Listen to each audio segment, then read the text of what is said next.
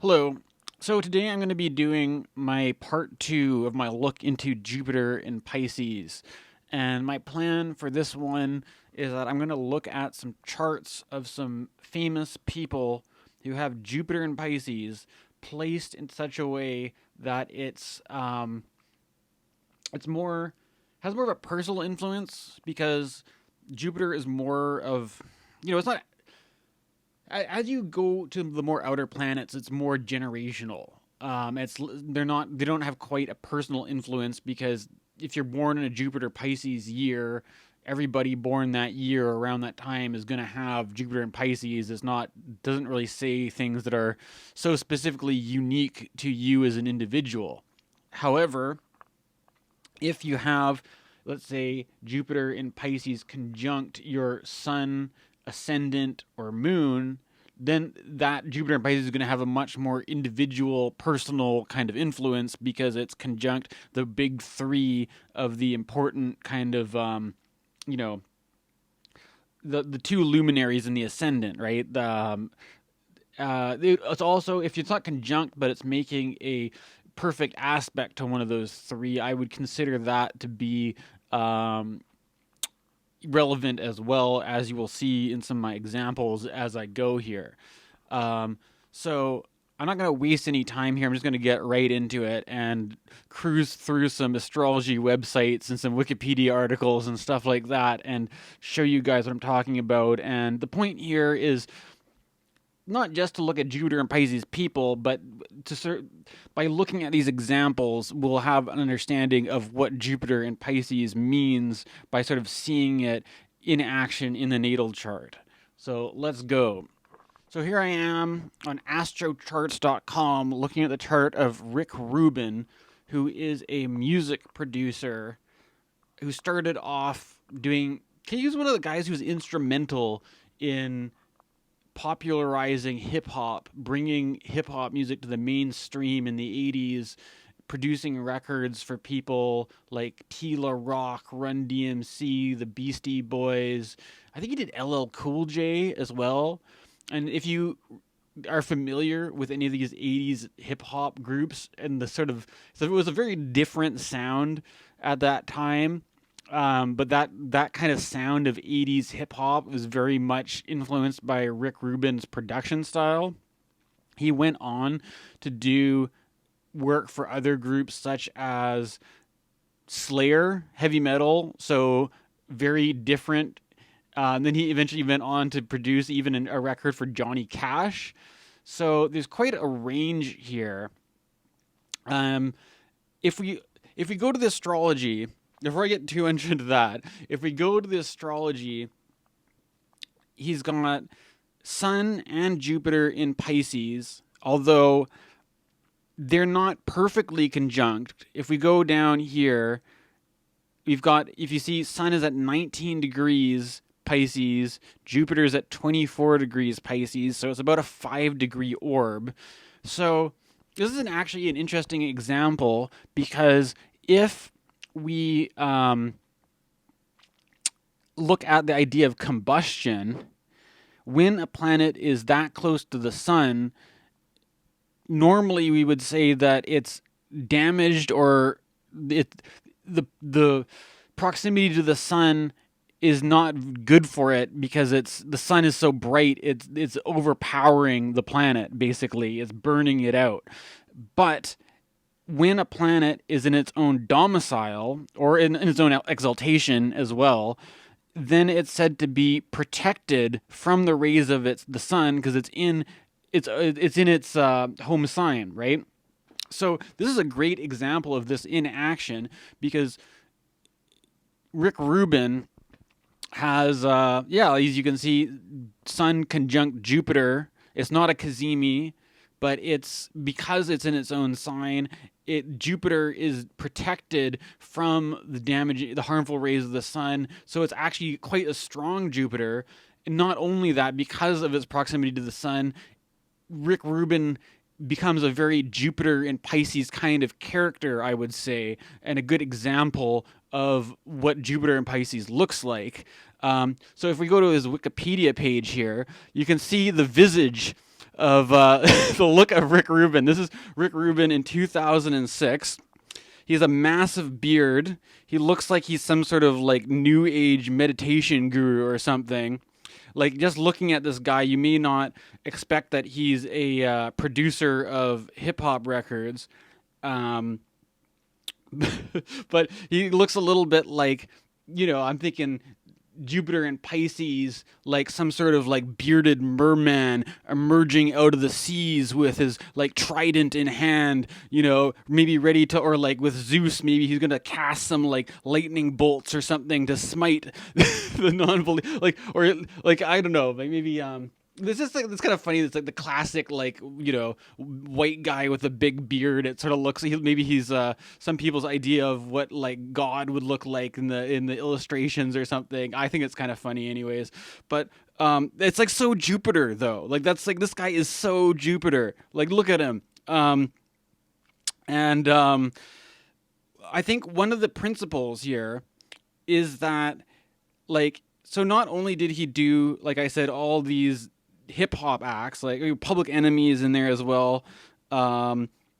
He did pop punk, Weezer, Red Hot Chili Peppers. I guess I don't know if they're really punk though, but metal like Danzig and Slayer, as well as country, Johnny Cash and Dixie Chicks. So this idea, Jupiter is known to be a kind of a unifying planet. Like, it's said to sort of like bring cohesion and unification and making things whole, and also transcending the divisions and boundaries between things, where for a guy like Rick Rubin, whether you're doing a record for the Beastie Boys, Johnny Cash, the Dixie Chicks, or Slayer, like, you can have such a broad scope because Jupiter transcends those boundaries. It includes things, right? It like brings things in and it includes them.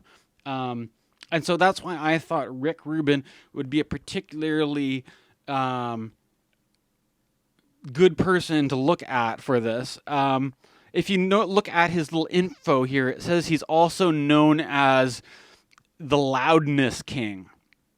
So if you go down to criticism, blah blah blah. Okay, there's some criticism of him not showing up enough to the studio when he was producing Slipknot, and they felt he was kind of absent. But the Loudness War is kind of funny.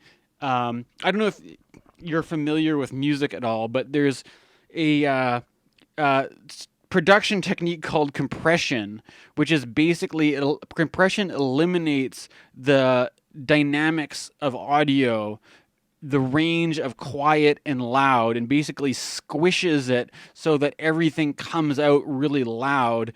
And on the radio, it led to what was known as the Loudness War, where people were kind of competing about how you could get like the most highly compressed sound, so that when a track comes on the radio, it's just blasting out the speakers.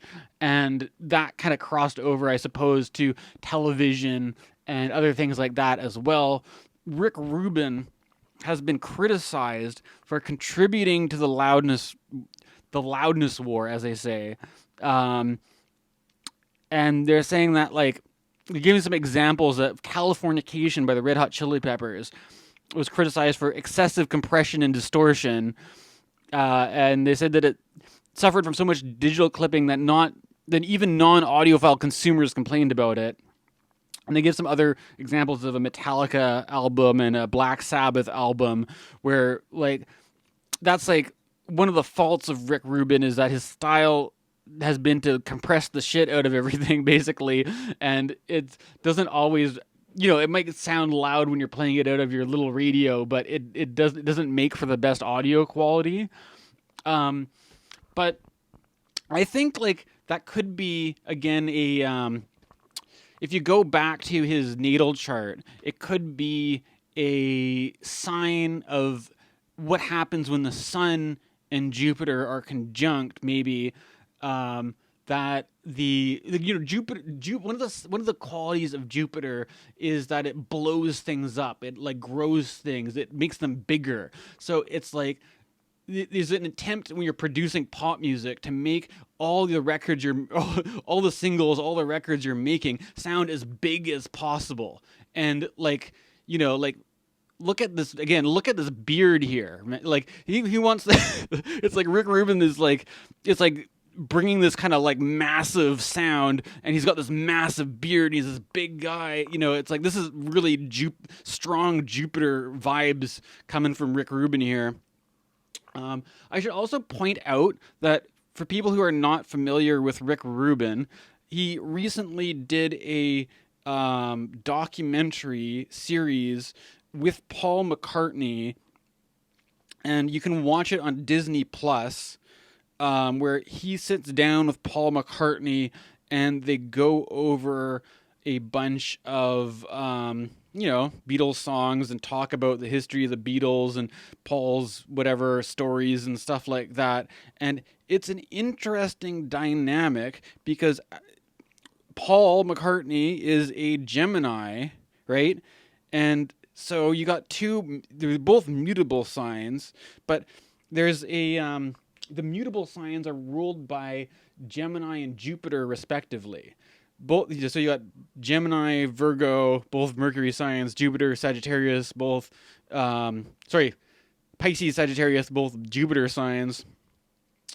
Yeah, so there, and you get these oppositions happening, like Pisces opposite Virgo, Sagittarius opposite Gemini. So there's this dynamic of opposition, or like opposites attract between Jupiter and Mercury, and it makes for an interesting compatibility in the series because you've got a Jupiter character interviewing a Mercury character, getting the stories out of the Mercury character, and then the Jupiter guy's like, oh yeah, that's awesome, right? So it's kind of like an interesting, like you can see the astrological flavor in that documentary series, and if you're interested in that, you can see it on Disney Plus. Here's another article about Rick Rubin that I thought I'd share before moving on to the next person I want to take a look at. This was published in 2014, so it's a bit of an older article at this point in time. Man, time flies. But anyways, the article here is Rick Rubin on a lifetime of meditation and music. It's a Rolling Stone article, as you can see, and the image used is a picture of Rubin's massive beard. And to be fair, I haven't actually read. I mean, it's the David Lynch Foundation for like transcendental meditation. I haven't actually read this article, but I just thought I'd like throw it in here because I noticed it when I was doing research that Rick Rubin is in fact a meditation guy, which does make sense because I mean, it works well with Jupiter and Pisces. That there's something about Jupiter that works well with spiritual teaching, wisdom teachings. Pisces, I would say, is maybe a more contemplative sign. Excuse me. And not only that, but I think there's a certain kind of funny irony in it. Like I was just talking about how he's received criticism for the loudness war and making pop music records compressed and really loud and just exploding out of the speakers, and yet like what is meditation but getting quiet, right? Like, and so you might expect somebody who's into meditation to be well known for producing very quiet, relaxing, mellow records with a lot of subtlety to them. But like Rick Rubin is like the least subtle music producer. Like the guy is producing Slayer, right? And like who are all about like satanic imagery and like south of heaven, whatever. I'm not the biggest Slayer fan, to be honest, but they're pretty good for a metal band, I guess, right? But like that's again transcending the boundaries. Like if you have some sort of like image of what a guy who meditates with a big beard is supposed to be like, he's not supposed to be a guy who produces heavy metal or or what. I mean, I don't know, these are just stereotypes, right? But Pisces is bigger than that. That's a small way of looking at things. Pisces is a big way of or Jupiter is the biggest planet in the solar system. So it doesn't go for these myopic, narrow-minded views. It transcends and includes more than what you might expect it to, is basically my point. Okay, I'm going a bit farther back into history this time. We got Edgar Allan Poe, born January 19th, 1809. And this chart is a rectified from an approximate time. So keep that in mind. Take the exact ascendant position with a grain of salt. But, I think it might make sense for Edgar Allan Poe to have Scorpio rising. So it could work. But if we take a closer look at his chart here, I think this is a pretty cool chart because here you see he's got a Pisces stellium in the 5th house. Now, as a writer, the 5th house is generally known to be a house related to creativity. I mean, traditionally, it was more to do with things like childbirth and your children, or maybe if you're casting a chart for, like, how good are the crops going to be this year? Are we going to have a bountiful harvest? What your crops yield is indicated by the 5th house.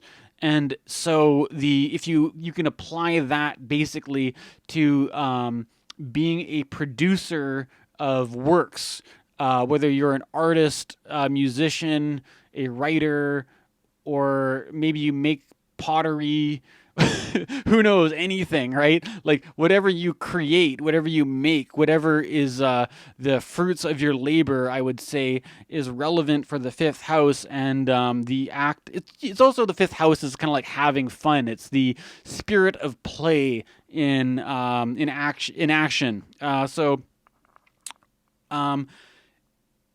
Of course, we'll focus on Jupiter, but it's interesting to look at the other planets as well. Edgar Allan Poe was I suppose you could call him a horror writer, although it was maybe more suspense or like kind of a bit of the ghost story vibe going on. There's a certain level of supernatural mystery kind of at play in his writing. And with Jupiter 3 degrees away from Pluto, here we can see the underworld, the spooky, scary, hellish kind of quality of Pluto that makes for good horror writing, or maybe even mystery writing, because Pluto has to do with secrets and things like that, and what's hidden and disguised. And so this is an example of what happens when you get Jupiter and Pisces mixing with Pluto. Now, his moon is there as well, and his moon is actually perfectly conjunct with Venus, Venus is exalted in Pisces, so that's a really cool thing, and it's a good indicator for a productive, creative individual to have such strong, both the domicile lord and the exaltation lord in Pisces, and the exalted Venus is totally conjunct his moon.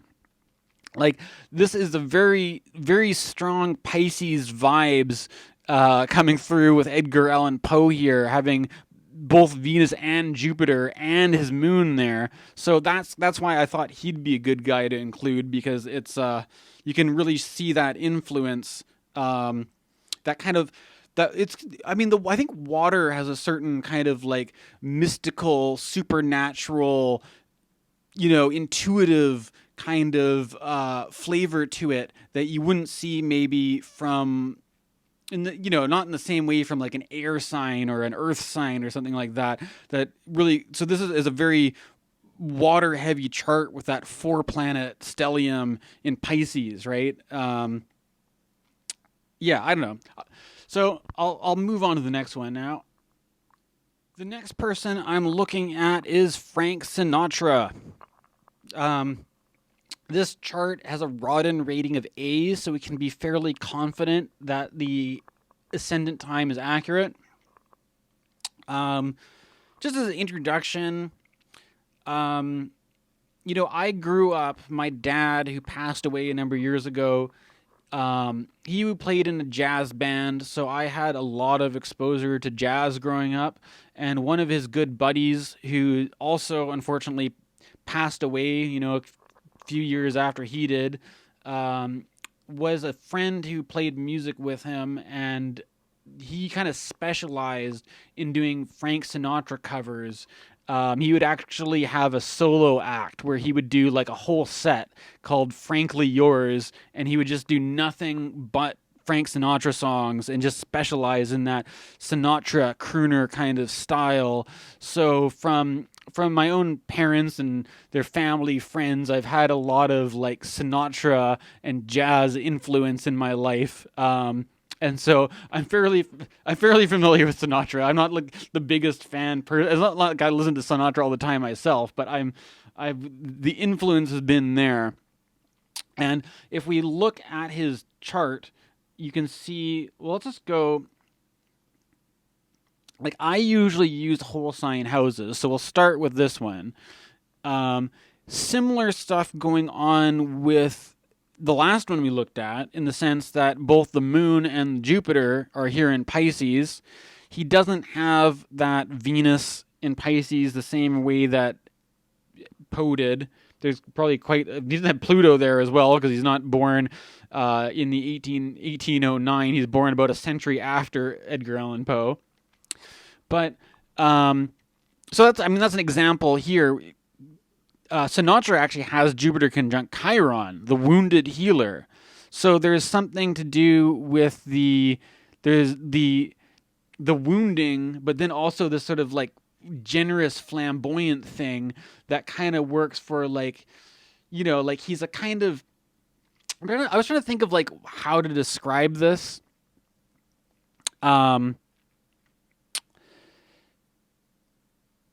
That he's got a style that's sort of like what would I say, bravado or like showboaty, or like I want to say swagger, but he's kind of got like that kind of thing going for him, and I feel like those are very kind of like Jupiter, kind of it's like larger than life kind of quality, right? And if I suppose I should also point out why I'm including this as like a kind of a personalized example. He does share Jupiter and the moon in the same sign, even though they're not like totally tightly conjunct. So that's one of the big three. But if you go and look at, you're gonna have to do this to myself, because I don't have a way with my program to draw circles on this right now, or at least I'm not going to. That he's got this sun in Sagittarius at 19 degrees, and he's got Jupiter in Pisces at 19 degrees. So not only is that a perfect square between Sun and Jupiter, but Jupiter is also the ruler of Sagittarius. So his Sun is getting like his Sun is getting a lot of Jupiter vibe to it from both the aspect and the rulership and the co-presence with the moon. It all kind of adds up to being a very Jupiterian character.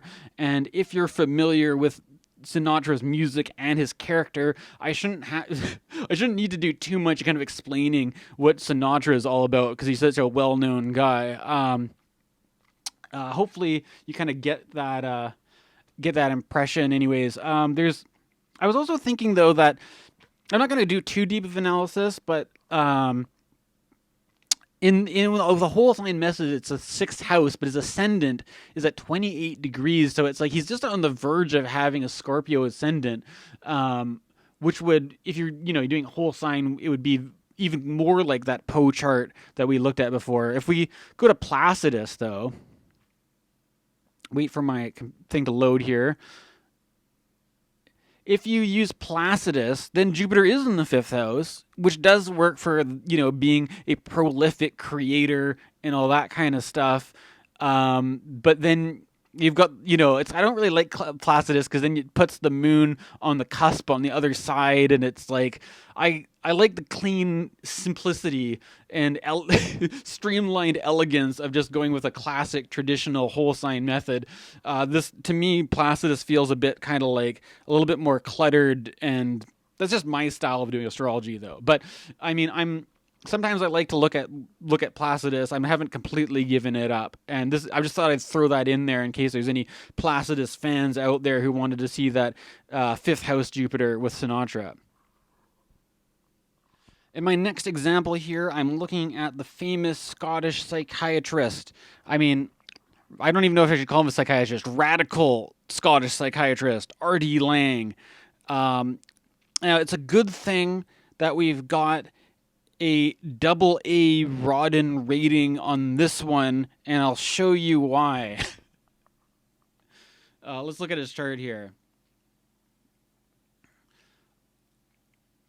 R.D. Laing, with this double A means it's a really accurate, dependable birth time, then they must maybe have an official record of when he's born so that we can not have too many doubts of this being an accurate chart, which is important because the main thing that makes this a personal planet for R.D. Laing is that it's conjunct his ascendant by 3 degrees.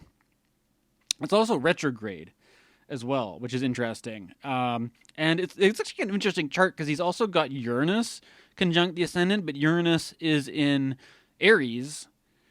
So he's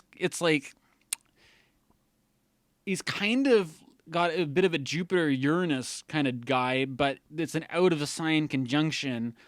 And the way I'm trained anyways is I'm trained not to count out-of-sign conjunctions as being conjunctions. Because if you think about it, Aries is a totally different thing, totally different vibe than Pisces. And like, in order for a conjunction to really be a conjunction, it's like these two planets are both together, involved with the energy, the dynamic of whatever sign they're together in. And if they're really close, but it's like they're in different signs, it's like you're, it's like you're physically close together, but you've got a wall between you. You're like in different rooms, right? So it's not the same thing as being a Jupiter-Uranus conjunction. But having any planet that's that close to your ascendant the ascendant says something about you as a person. I mean, it could be a misconception about astrology that everything in the chart is talking about you as a person if it's your birth chart. To be fair, in my understanding of astrology, which is more traditionally informed, that if you were to say, look at the seventh house isn't talking about you, it's talking about your partner. If you look at the fourth house, the fourth house isn't talking about you, it's talking about your family, where you come from. If you look at, like maybe you're talking about 10th house in terms of career or what you're known for, maybe you have a public image, but that's not the same as you, right? So there's different parts that not everything in the chart is talking about you, but the first house is really talking about you. So if you really want to get an understanding of what kind of a character somebody like R.D. Laing is, the fact that he's got Jupiter that close to his ascendant means that he's a really Jupiter Pisces kind of guy. Now, so enough about the astrology. What does that mean for R.D. Laing, right? Well, R.D. Laing, where do you start even? He was a radical psychiatrist because back in those days, there are people that were institutionalized, locked away for life in pretty barbaric psychiatric institutions, and they're basically dehumanized and treated like they were like subhuman, like they were like completely irreparable people that you could not, connect with because they were so far gone. And R.D. Laing had an attitude to break down these barriers and boundaries and meet these people not from the position that I am a doctor and I know everything and you're some, I don't want to use bad language here, but a messed up person with a lot of problems who, that there's a big imbalance. He had this attitude of meeting the patient as an equal and trying to get on their level. And that in itself, again, it's similar. I was talking about Rick Rubin about the principle of inclusion, about going beyond these boundaries of different musical genres. Like you could produce Slayer, or you could produce, Run DMC or whatever. Whereas it's almost a deeper thing with R.D. Laing, because it's not just about what pop groups you're working with to make money. It's like transcending these boundaries that puts people in a box or locks people up and segregates them from society. R.D. Laing really got the ball rolling in terms of the elimination of these institutions where people would be locked away and basically forgotten, kind of just warehoused for the rest of their lives, and bringing people with serious mental health problems back into society and treating them as equals, and seeing that it's, if anything, is a continuum, that they're not like completely different, that that maybe they that it's representative of something that all humans might be on a spectrum with, or something like this. These are things that R.D. Laing was instrumental in popularizing, and I personally kind of look up to him for that. I kind of see him as a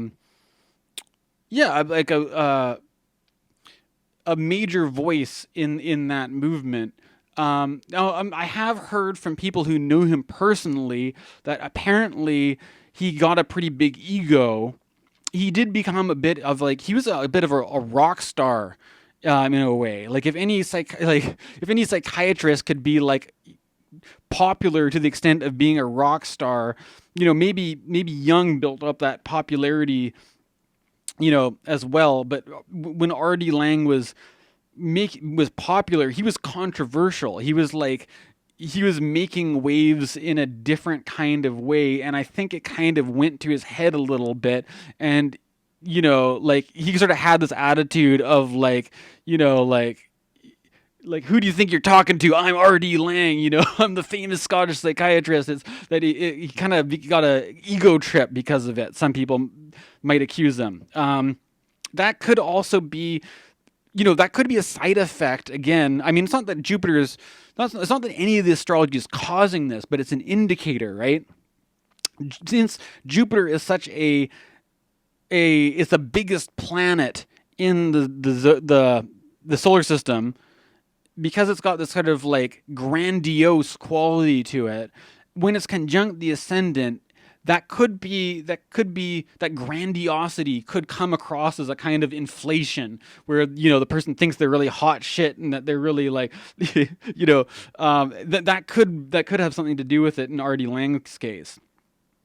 And another thing that I should mention while I'm still talking about Laing here is that Laing was one of the early pioneers of psychedelic therapy. He wasn't the only guy who was doing it.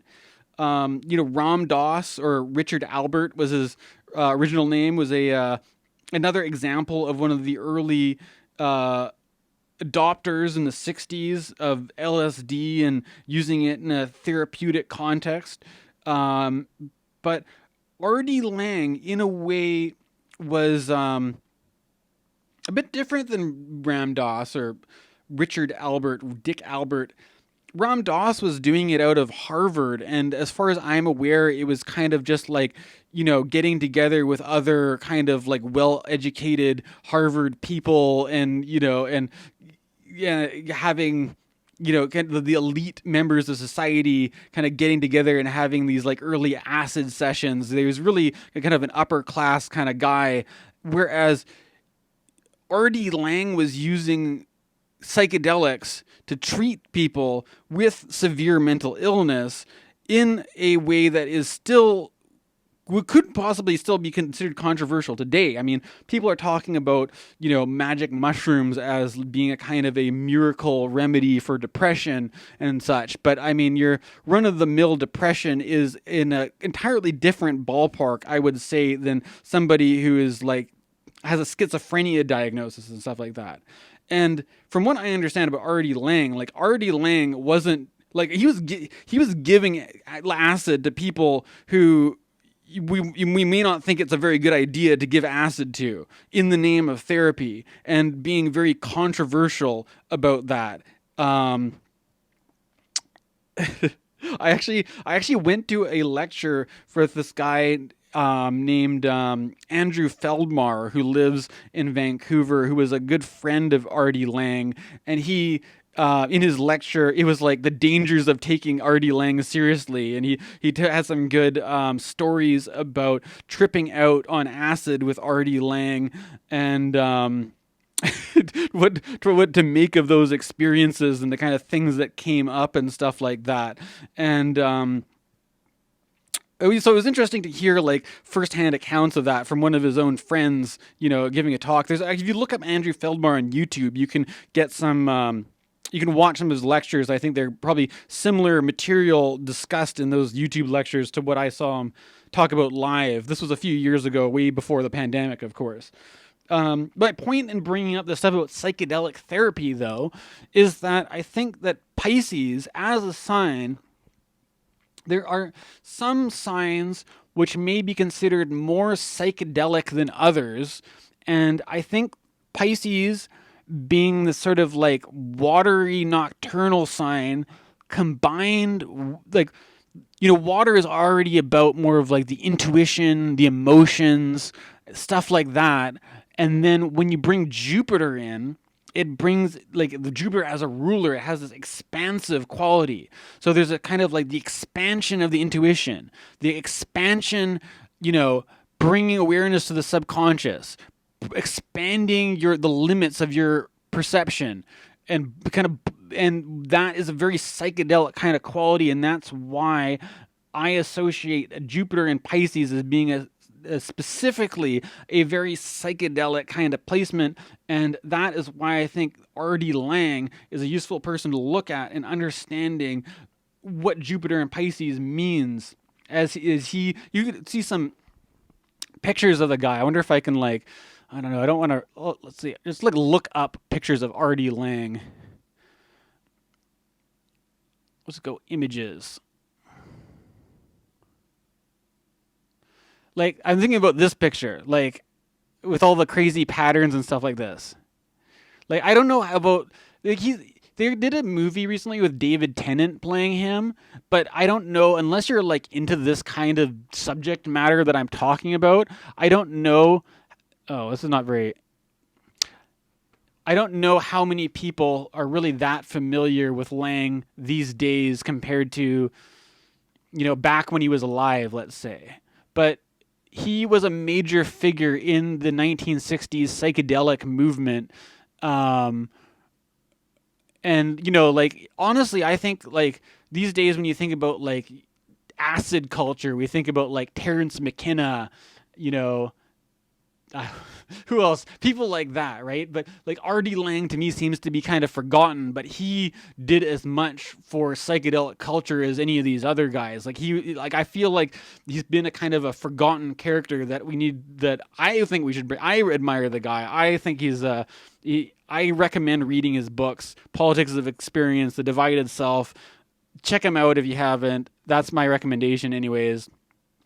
Okay, that's enough for R.D. Laing. In recording these videos, or putting together this list of people to look at, I kind of realized that I'm looking at a lot of white male examples of Jupiter and Pisces, and I figured in the name of diversity, I had better include, some a bit of variation here. So I've got Billie Holiday, who, as you probably know, was a major kind of jazz blues singer. You can see that she's born April 1915, so around the same time as Frank Sinatra, kind of like the Frank Sinatra generation of jazz singers. She was famous for, she did a song called Strange Fruit, which was a reaction to lynching in the United States and a kind of political statement about racial violence and all this. And that kind of got her a lot of controversy for being kind of a politically active voice in the music scene early on. If we look at her chart closely, let's bring it up here. You will see that, like Edgar Allan Poe, she has both Venus and Jupiter in Pisces, as well as Chiron, Mars, and Mercury.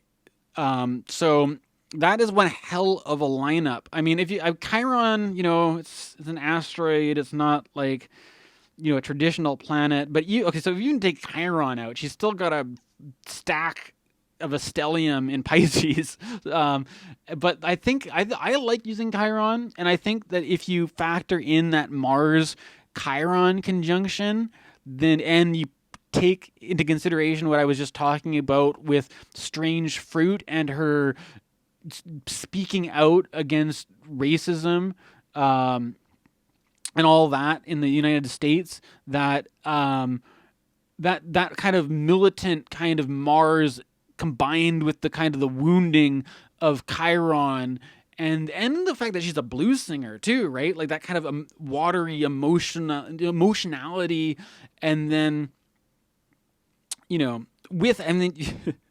Jupiter and Venus fairly close together, not a really conjunction, but having those domicile ruler and the exaltation ruler in Pisces, very strong Pisces placements.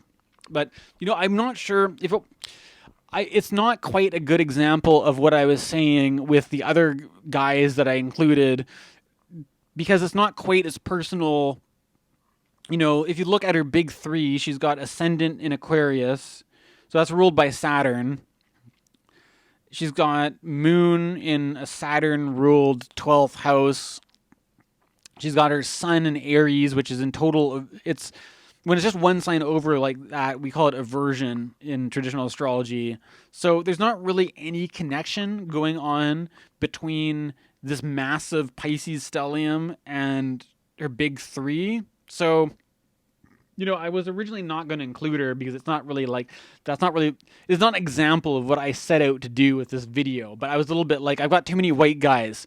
So let's throw Billie Holiday in here and look at that Pisces stellium with both Jupiter and Venus and Mars and Mercury. And it's pretty impressive, I would say. But if not the perfect example of Jupiter playing a personalized influence, it's probably more of a you could say it's more of a generational influence. Although it's there with Venus and Mars and Mercury, which are more personal planets, but it's still not quite the same thing as like when we looked at Rick Rubin and it was like conjunct his sun in Pisces, or conjunct a moon in Pisces. It's not quite the same thing. Okay, so those were a few examples of Jupiter in Pisces in charts where it is especially a significant placement.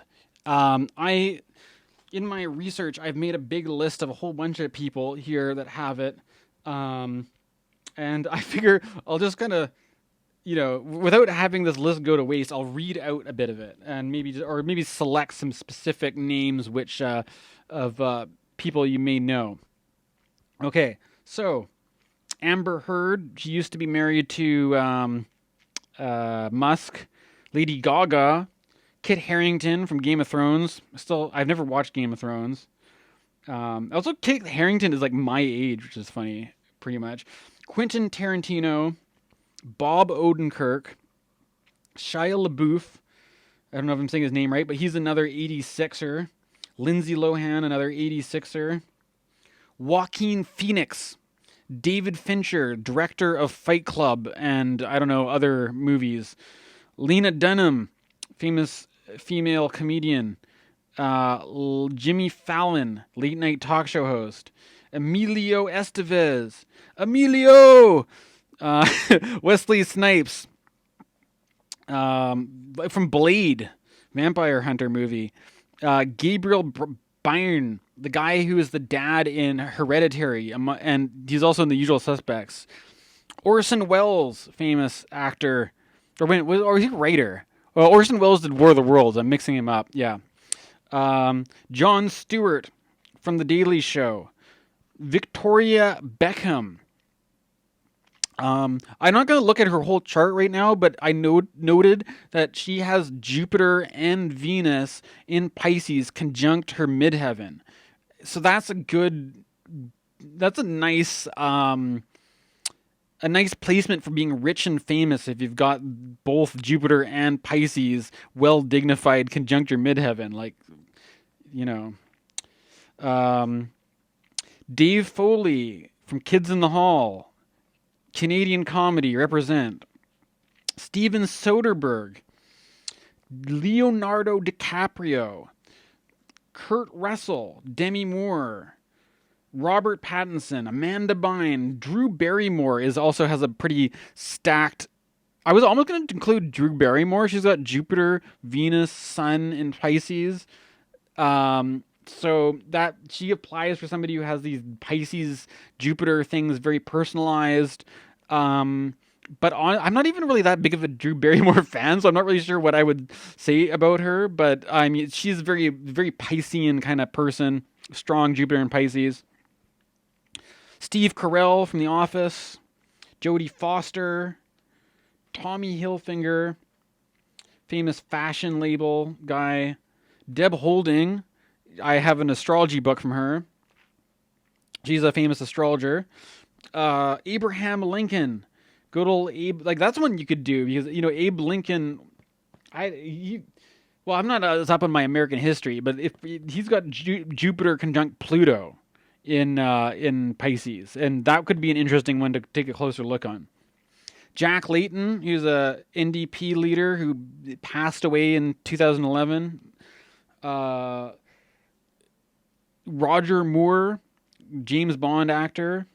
Johannes Kepler, famous scientist and astrologer from born in 1571, Renaissance kind of guy. Phil Collins, famous for popularizing cheesy 80s tom drum sounds.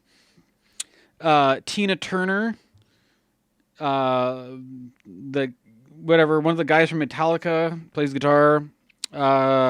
Stevie Wonder, Ray Manzarek, the famous keyboard player for The Doors, had Jupiter square his moon and Mars and Sag. Baz Luhrmann, the guy who did that Romeo and Juliet movie, as well as Great Gatsby. Harry Belafonte. He did that song that's in Beetlejuice, right? I'm not gonna sing it, but that's a pretty good one. He's got Sun and Jupiter conjunct in Pisces. So he's another like kind of Rick Rubin example where he's got Jupiter is protected by being his own domicile. George Orwell wrote 1984, another example. Bing Crosby, Penelope Cruz, Chloe Sevigny, Stan Getz, Grace Slick from Jefferson Airplane, Jody Collins, Steve Wozniak, the Apple guy, Keisha, the pop star, Kevin Barnes, indie rocker of the band Of Montreal, Meg White, drummer for the White Stripes, Ian MacKaye, punk rock legend. It's hard to get a higher punk rocker status than Ian MacKaye, which would be another interesting one to look at. What does Jupiter Pisces mean in a punk rock point of view? I had a friend who was saying that Jupiter, I was saying that Ian MacKaye's later band Fugazi was like jazz punk rock. I don't know if I agree with that definition of Fugazi or not, but the jazz influence, maybe there's something jazzy about Jupiter in Pisces. Who knows? But continuing on, Florence Welch from Florence and the Machine. One of the guys from Mumford and Sons. I don't like that band, but he's got Moon and Jupiter in Pisces, so he's another example of Jupiter in Pisces, but I don't like Mumford and Sons. Sorry. Alanis Morissette has it. Jewel has it. Edith Piaf has it. Dusty Springfield. She did that song Son of a Preacher Man. Big Boy from Outkast. Huey Lewis from Huey Lewis and the News. Trina. Lil' Kim. Female rappers known for doing some dirty rap songs. Margaret Atwood, famous novelist. Will.i.am from the Black Eyed Peas. Nelly, that guy who did that song Getting Hot in Here. Drake. Jay Leno, another late night talk show host. Tom Cruise. Francis Ford Coppola, the guy who directed Apocalypse Now. Mary-Kate and Ashley Olsen. You know, I think they're my age. I think I'm the same age as the Olsen twins. And that's as much as I bothered writing for my list. Hopefully, hopefully this hard work of studying Jupiter and Pisces people is of some use to somebody out there. But this is my second video on Jupiter and Pisces. I might even do another one where I go through the 12 signs as a kind of a, your Jupiter and Pisces horoscope for 2022. I might do that. So stay tuned for that one. Okay. Peace out.